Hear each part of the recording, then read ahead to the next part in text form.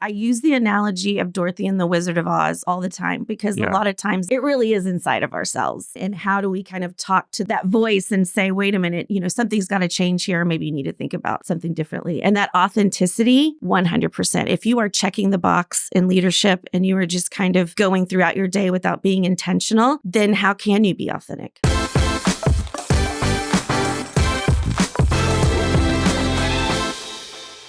We're excited to have you. Thank you for coming on. Thank you. I'm excited to be here. Let's just take a step back to a point in your career at Dell when maybe there's an inflection point, something going on that made you feel like you needed to look within and make some changes. I'll stop there. There's a lot we can dig into around this, but just start there. What were you going through? Did you hit a wall? What did that look like? There's been lots of those moments. Several walls? Think. Okay. Yeah, Several moments. where you just constantly, you have to kind of go inside. But I think one of the more profound ones that's still with me now, 4 years later, happened back in 2020 during the pandemic. And I had started to lead a new team. It was the events team, the experiential team. These are talented groups of folks that are used to being around people. They're used to throwing in-person events. We were heading into our busiest time of the year, and all of a sudden it all shut down. You're going from all of this massive, incredibly exciting, creative work, very social, to let's renegotiate contracts. Mm-hmm. Let's figure out, how do we have to pivot? And so I realized probably kind of, maybe 4 months in that I was going, I was just sort of brass tacks. I was like, let's do this, let's do that. And then I woke up and I'm like, wait a minute, how are we going to stay inspired through this? And the tools in my leadership toolbox that had worked for me for quite some time were very just not working. And so in that moment, I was like, look, if I can't inspire myself, how am I going to inspire others? And it just hit me that I've kind of got to have a whole new set of tools here, a whole new way of thinking and leading. And so from that led me to this why not now moment of how can I be the leader that people need right now? Not yesterday, not in the future, but right now. And that has still stuck with me. I keep kind of asking myself that question on a regular basis. Why did the prior tools not work? Was it just a distance thing or was there more to it? Yeah, great question. I think it was because a lot of it also depended on, I'd always had global teams. I'd always done remote, but I also had in person as well. We could travel, we could see each other. And so just getting used to how do we do this in a virtual way. Also, I'm a very social person. I feed off of other people. Not having that and being so isolated really I just didn't have that energy from others to feed off of. So I think that one was a big one. And then at some point, it just didn't seem authentic. So some of the things that I would say before is, let's look for the silver linings and, how do we kind of come up with different ways of thinking about this seemed a little trite. And they're just going, I can't leave my house. I don't know what to do with my kids during the day when I'm working. There were just real things happening that some of those tools that worked at one point weren't working anymore. So it's really interesting. It's because it caused you to look within and then go, maybe my true self isn't even showing up. Maybe it looks different. It should look different. 100%. To bring that out, which really fuels you then and gives you new energy to be like, I'm tapping into the true me, the true leadership style. It's so right? true. It's so true. I use the analogy of Dorothy and the Wizard of Oz all the time because a lot of times it really is inside of ourselves. And how do we kind of talk to that voice and say, wait a minute, something's got to change here. Maybe you need to think about something differently. And that authenticity, 100%. If you are checking the box in leadership and you are just kind of going throughout your day without being intentional, then how can you be authentic? Did you feel you needed to show up a certain way because that's the way corporate executive world is? And just talk about that a little bit. And what was the shift? What was it? And then what did it become? Yeah, that was another kind of pivotal moment before I kind of went through the leader I needed to be today. But how I kind of got to, all right, let's really focus on who I really am as a leader and my authenticity. I was reading just a bunch of books thinking that I was going to learn my way and yes, I'm not yet. Exactly. You're always learning and you're always growing. I think I was trying to kind of figure out how do I change myself to an extent where I don't think I would have recognized myself. So there was this moment where I had always wanted an executive coach, and it was just like a big moment, and I was so excited, and I got to interview different people. And there was this one really lovely woman, and the first thing that I told her when we were in the interview is, okay, so I'm going to need you to make me be super executive because I'm not really the executive type. And she looked at me and she just said, what do you think the executive type is? And I'm like, well, I don't think it's me. And she was like, that's exactly why they've picked you, is because it is you. So this note that really kind of shifted me too, to say, okay, let's stop trying to change so much and let's look at the strengths that I do have and bring those out more. Love that. So significant. And that is so real for the people listening, for our audience, who a lot of them have similar moments along their journeys that they're relating to you. But your mantra, one of them that I love, that I've been so inspired by, is I'm going to do what I love and I'm going to be myself doing it. And that is a nugget that encapsulates a lot of probably what those moments of your journey have kind of come together in that one statement. And so what would you say to somebody who is trying to reconcile their personality with this ideal vision that they think they have to be in order to grow in their career? Yeah. First of all, really pay attention to not just your weaknesses, but I would say hone in on your strengths. Really understand what it is that makes you stand out. If you don't know your whisper brand, which is what people are saying about you when you're not in the room, find that out. Do a survey if you can. Ask your friends, what are the 3 things you think of me when you hear my name? So really understand who you really are. And a lot of times, maybe we don't see everything. So I think it's always helpful to kind of ask others, how do you see me? Because that can be really either validating, or maybe there's something there that you weren't giving yourself credit for. So that's the first thing, is truly, truly understand who you are. Can I just ask on that? 'Cause Yeah. I love that.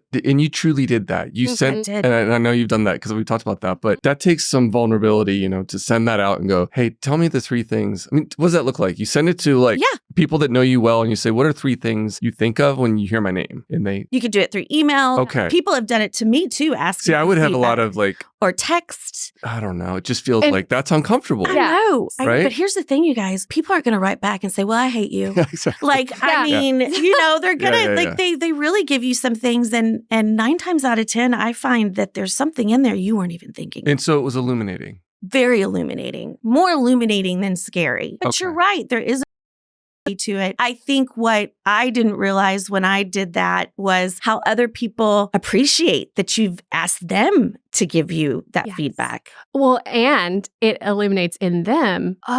It Great point. Sparked something in them, because I sent the text to say, how do you feel when you see my name pop up on your phone? So when I text you, Prentice, how do you feel in that moment? Do you feel stressed? Yeah, sure. Ask your boss. How do you feel when you no get comment from me? No right? comment. Yeah. Edit that out, right? Stress, anxiety. Yeah, why is she still pinging me? But I saw it have the reverse, where it caused them to reflect on themselves, to say, oh man, am I brave enough to do that? Or how cool to see somebody committing to their personal growth and being that vulnerable. So it is contagious in that way too, that I wasn't expecting that as a result. A little byproduct too. Absolutely. Interesting. So start there, just understanding for real what your authenticity, who it is that you are. And then one of the things, kind of the filters that I also use, is read the room. So, just because you're bringing your authentic self to work, make sure that you know kind of what's happening with others, and that's very different. Read the room versus bring your authentic self is very different. The reason why I like to read the room is because, look, I mean, we can all kind of come to the table with our own ideas, our own points of view. But when you're really reading the room, you're listening. And maybe it's even giving you a chance to say something different or change your point of view. So it's a balance. Bring your authentic self, but also truly, truly listen, be present, and know that people do want to hear from you. You should be authentic, but at the same time, you need to listen to them as well. So huge. That exchange, right? Yeah. It's like I'm showing up with my authenticity, but it's not all about me. Right. I'm doing that so that really I can listen to you with full honesty and actually receive what you're showing up with. Exactly. That's so important. So this moment that we've started the conversation with sparked a movement really for you as you considered, I have to be inspired so that I can inspire others. So you kind of sorted out the first part. And then as you set out to inspire others, it's led you on this journey of rebranding corporate. I'd love to hear a little bit about that part of it. And then also the role that joy has played in that movement. Yeah. So we're marketers, right? So it all starts with research and understanding our audience. I love Phase that one. personal growth through the lens of a marketer. I have to gather data. I have to get the data. Yeah, I have to get the relatable. Totally. And so I moved from experiential and events to then leading our global marketing campaigns at Dell. Okay. And I have a team in my organization. It's the employer brand team. And they do amazing work of really getting our message out before people ever even apply or come work for us. So they help our HR department really bring our brand to life for future team members that are applying for the company. So I was just curious. It starts with curiosity. And so I wanted to see what amount of people typically like working in larger organizations versus a small business versus entrepreneurship. And I was a little shocked to find that it really has changed over the years in terms of people moving more towards wanting to work for small businesses or starting their own businesses or medium business. And so that kind of started with that problem statement of, well, wait a minute. I love corporate. I love where I work. There's so much intrapreneurialism that can come with working for a large company. How do we get that out so that people know that corporate is exciting? There are some real benefits to that. So in typical marketer fashion, we have to come up with a fancy term. So I was like, well, let's just go rebrand corporate. But of course, that is not just the glossy parts. That is not just the way we package with our pretty colors and our fonts and all of that. It starts from inside. You have to come from a place of, but what are you really doing at the heart of your culture? We have an amazing culture at Dell. So, that check, we've got that. So then it became within my own team, I wanted to explore, what are some of the things that we can do differently that really kind of help people find their joy in their day, make work for us. Let's keep the things that work well, but maybe we look at some things that aren't serving us anymore, that have been around for decades and decades that we need to change. So that's how it started, is just, okay, well, let's start with our own backyard and how we can experiment with some things to make work for us. And you listened to your team, right? Back to what you were saying, to say, what are those areas that are causing friction for you that could cause relief and could help you open up and enjoy your work even more? So even down to some of the habits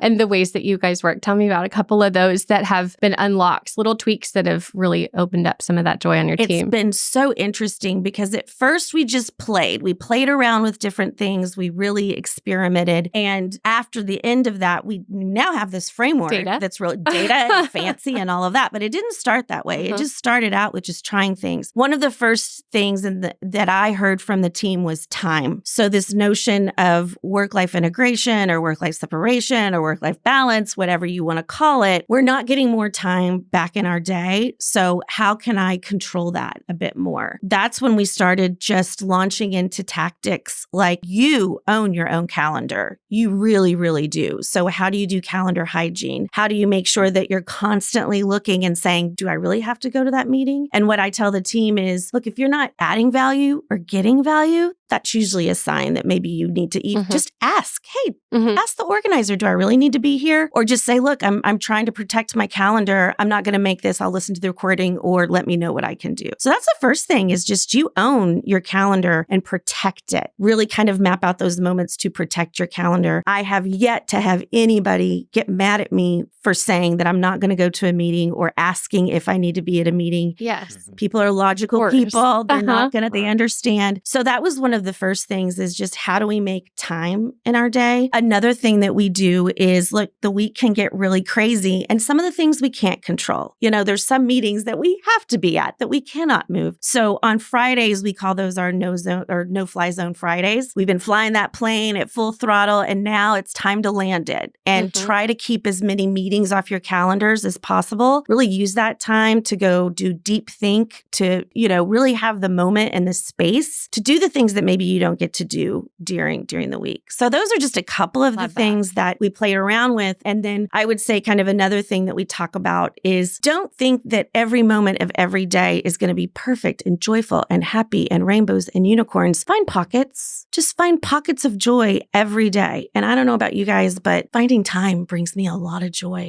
right? Like when I can just like free up time. So just find those moments. That's huge. When you ask people about the environment they would love to be in, and they said smaller environment, or you kind of got that research, that data. What were some of the things that made them feel that way? I mean, is it just the perception that, hey, at corporate, I'm overloaded with meetings, I'm inundated with layers, and it sounds like that was part of it. Were there other things that kind of came to life on why they want to be in a smaller environment and then allowed you to shift towards generating that feel? Yeah. So one of the things was perceived control. Okay. So how can I have, more kind of control over my day? And again, it kind of starts with, all right, well, let's start with time. Because if you feel like you just don't have enough time in the day to do the things that you know that are going to create the best outcomes, let's start with that. Another thing was just, what is my career development like? How can I own my own career? And, I would love it if we would have a magic wand and everybody got what they wanted, but that just doesn't happen. And so how do you take control over your own career? And this feeling that sometimes in a large corporation, in a large environment, it feels a bit overwhelming. Mm-hmm. It feels like, do I really have control over these things? Mm-hmm. And so we like to talk about how, look, it's like living in a neighborhood of a big city. You're a part of a little neighborhood. Start there. Mm-hmm. Make sure that you're building your network and then go from there. We worked a lot on just how people can have more control over their day. And then also there was another thing, because we did kind of a survey before we started this work and after. And one of the things was, I don't know if I'm allowed, which is just kind of heartbreaking to feel like you're not allowed to say something or you're not allowed to bring something forward. So just making sure that people are empowered. Yeah. That was another big thing. And I think that one was just easy, giving people permission. Just saying it. Yes. You are empowered. Yeah. If you have a question and you're not sure, certainly raise your hand, but you are empowered. And so just starting with just kind of the smaller group of just our own team and playing kind of with these tactics, then now we're starting to see that it starts to spread. And then other people want to know, hey, what are you doing? And what's going on over there? But it doesn't have to be some massive big change. It's just, it can be baby steps. That's huge. What I am so inspired by about your story that I told Prentice directly as we were preparing for this, the theme of your story that lights me up is that sometimes when you're going through this journey of, okay, I don't feel how I thought I would feel or how I think I need to feel. And so you set out to fix it. It's human nature to look outward and expect, okay, well, I got to leave or I have to go do this thing way out there. And you reworked your internal world through this journey and replanted your heels even deeper at the place where you already were, which allowed you to build on the equity you had already built in a place for years where you'd grown your career, and then look at the impact and the influence that you were able to have as a result of that decision. And I just wanted to point that out because I think that's such a cool part of your story that inspires me and inspires other people listening, I know, because, there's times that you're in a legacy business and we work a lot of times with challenger brands. And so sometimes people think, oh, that's a startup or a smaller organization, but it's actually what we do is ignite that challenger spirit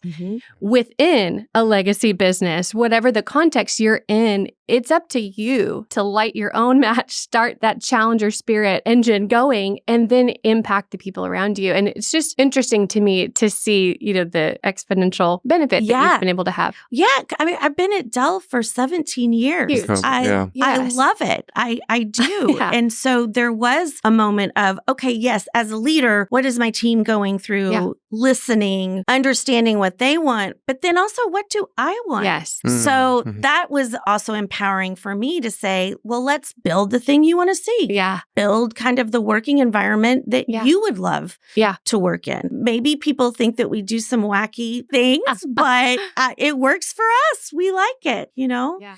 One of the things that we do is every Thursday we have a marketing mixer. It's not just within our team, it's with anybody, in town is invited. And it's super simple. It's just just bring your lunch. I'll bring the treats. And so we have like a different thing each week.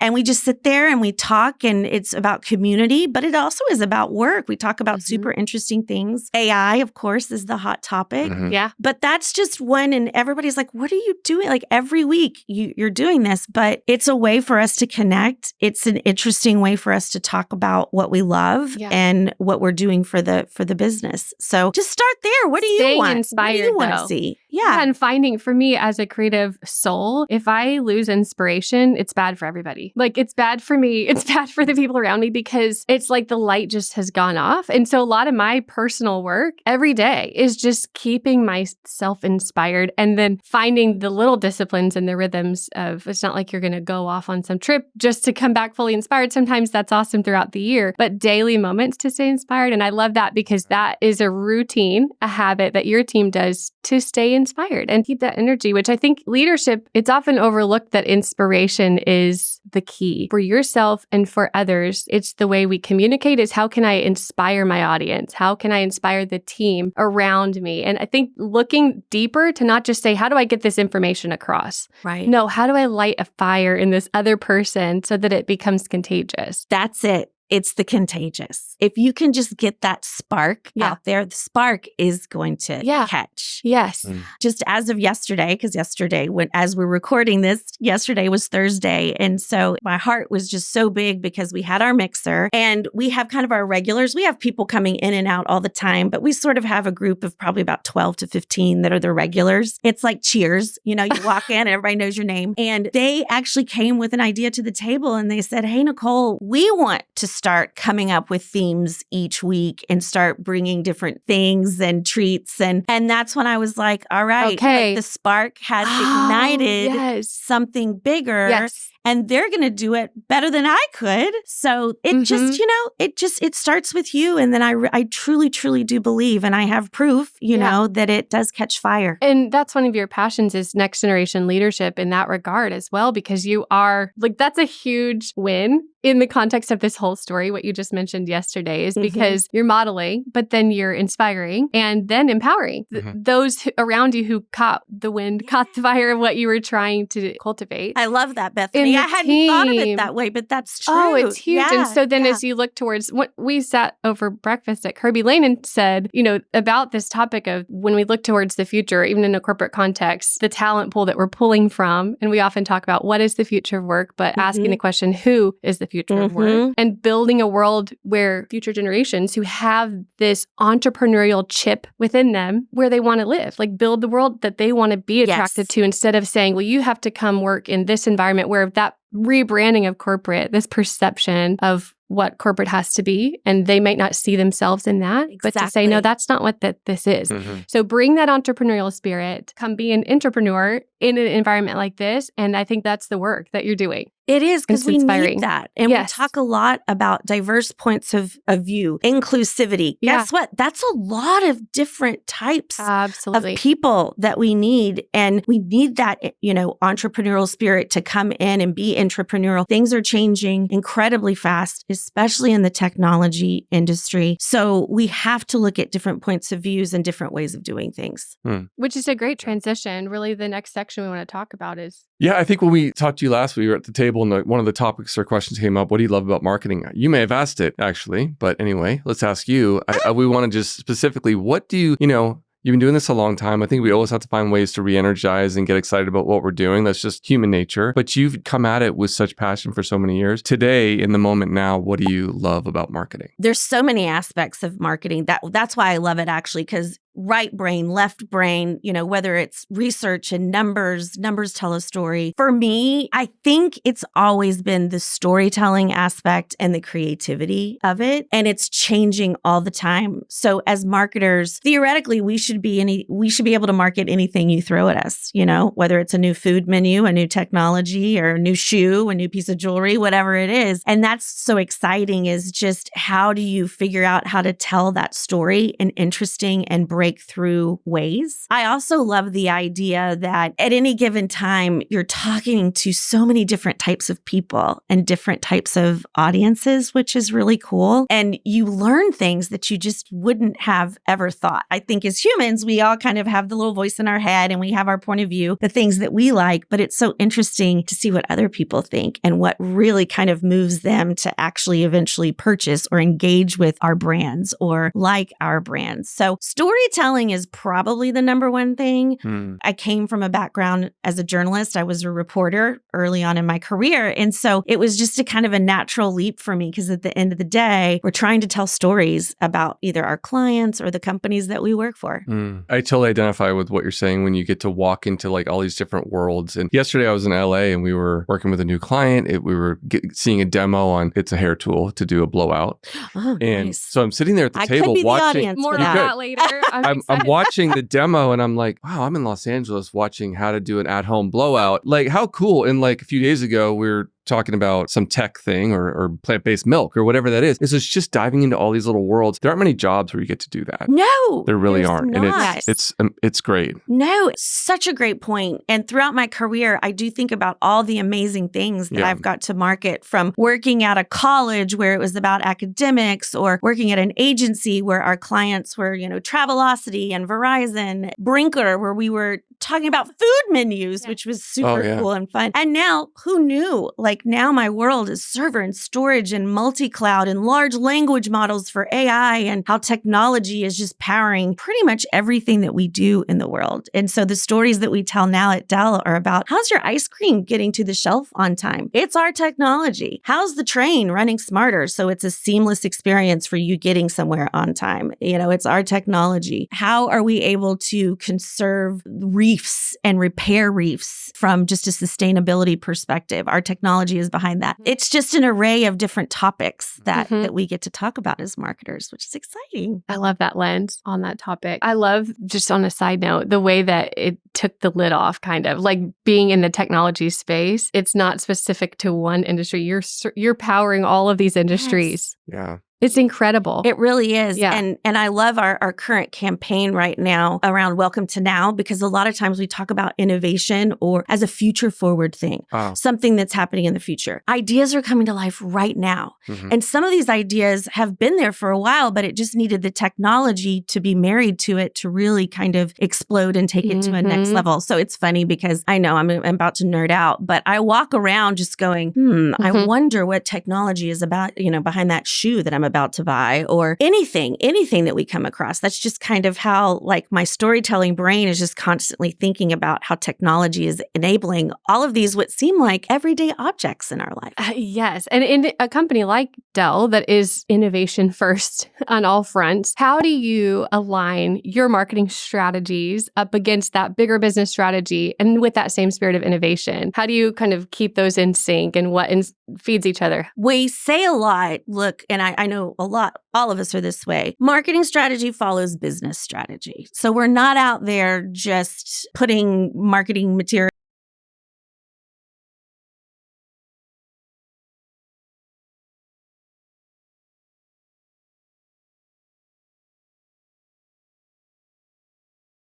maybe not always even the things that you would think of, but even down to our services, where helping people kind of figure out what their blueprint for bringing all these amazing things that they want to do to life. And so it's just a wealth of, stories that we pull from. So first, just starting with the business strategy, and then kind of going and looking for those new innovations that are coming out, or maybe, things that have been around for a while, but they're being revamped and new and in interesting ways. So thankfully, that part of the job is easy, because it's like, it's all just sort of, it's right there. How do you pick one is usually kind of our prioritizing, and picking just one is usually our biggest problem. Going back to where we started with people and changing the culture and creating an environment that inspires. Yeah. Since that's happened, how have you seen that affect or show up in the work that you're doing? Here's the interesting thing. When we started this work, we were just launching a brand new campaign, which is Welcome to Now. It was really the first time. You can imagine working in a large company. There's typically a lot of campaigns that are out there because we got a lot of great stories to tell. This was our first time where we brought everything together, no matter if it was consumer, small business, medium business, enterprise. We brought everything together into one campaign.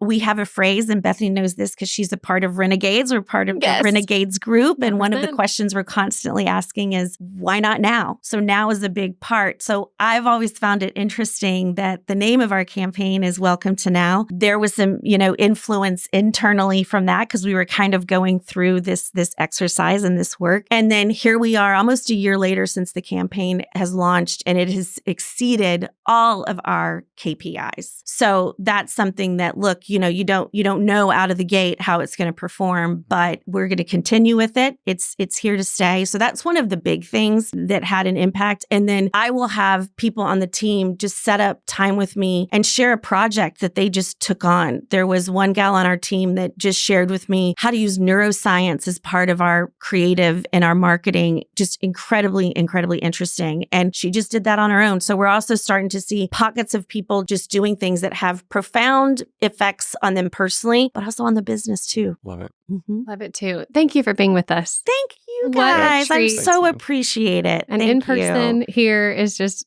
extra special in our virtual world. So Yes. thank you for making time It is a to treat. step out of your house and come. Thank you. Yes. Thank you.